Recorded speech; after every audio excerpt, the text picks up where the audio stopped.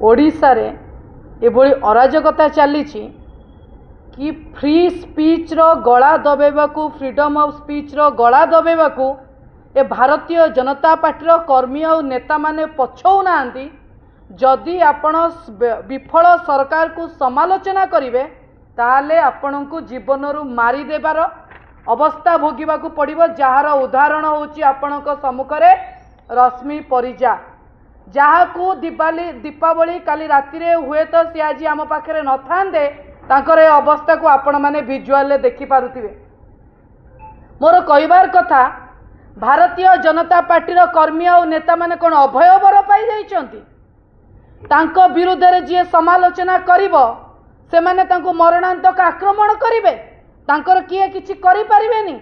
जेतेबेले घटना घटुची राति अधरे दीपावली समय रे ता घरे पशिकी रश्मि परिजा को अपव्यवहार करने सहित तांको मरणांतक आक्रमण करा जाउची। आउ सी जेतेबेले आईआईसी पाखक जाउचंदी सेटिकार स्थानीय आईआईसी पाखक आईआईसी प्रथमे एफआईआर रखु नाहंती। जेतेबेले सी गोटे सोशल मीडिया रो एक्टिव कर्मी एक्टिव आर्मी गोटे जेतेबेले सी कहिचंदी बारंबार कहवा सत्वे परवर्ती समय रे तांको खाली बुझासुझा करी पठेई दिया जाइछि। ये बुझासुझार फोटो आपन को देखा जाउछि। जगतसिंहपुर स्थानीय विधायक अमरेंद्र दास तांकरी लोक जी रश्मि परिजांको उपरे मरणांतक आक्रमण करिसंती। सीए अमरेंद्र दास बीजेपी विधायक लोक बोली तांको वर्तमान सुधा अरेस्ट करा जाई नाही। आज रश्मि परिजा जगतसिंहपुर रे काली को जगह रे केबे नुआपड़ा रे केबे बलांगीर रे केबे ढेंकानाल रे केबे भुवनेश्वर रे केते झियो आज्ञा मरिबे केते झियो मरिबे केते महिला असुरक्षित हेबे। एटा को नुआ फरमान भारतीय जनता पार्टी ओडिसा रे जारी कला कि उत्तर प्रदेश और बिहार बड़े स्थिति ओडिसा रे करिवो कि जिए कहिबो ताकू मारी देबे जिए कहिबो ताकू मारी देबे। मोर प्रश्न जदि रश्मि परिजांको उपरे किछि असंतुष्ट किए अछंदी पुलिस रो साहाय्य नियो लॉ एंड ऑर्डर रो साहाय्य नियो। तमे प्रथमे रश्मि परिजा को मिछ केस करके फसई कि जेल पठेबा को चेष्टा करा गला। सेति पई मध्ये हमें डीजी को भेटी थिलु। से महिला को ऊपर तांको घरे तांको परिवार सामने तांको मरणांतक आक्रमण करी मारी दिया जाउछि। मु एइथरु गोटे नैरेटिव आपण मानकु दउछि। कोन भारतीय जनता पार्टी नेता माने जी सोशल मीडिया रे प्रचार प्रसार करी बंचंती। जो दिन सोशल मीडिया बंद हो भारतीय जनता पार्टी सरी जीव।